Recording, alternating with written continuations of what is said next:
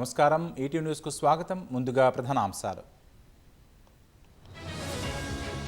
తూటాలకు ఫిరంగులతో సమాధానం. పాకిస్తాన్కు గట్టి హెచ్చరిక చేసిన ప్రధాని.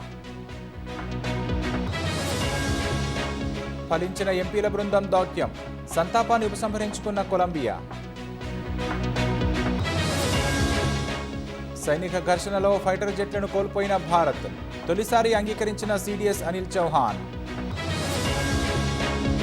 సంక్షోభాల వేళ ఐక్యంగా దృఢంగా భారత్. రాజ్యాంగానికే ఆ ఘనత దక్కుతుందన్న సిజేఐ.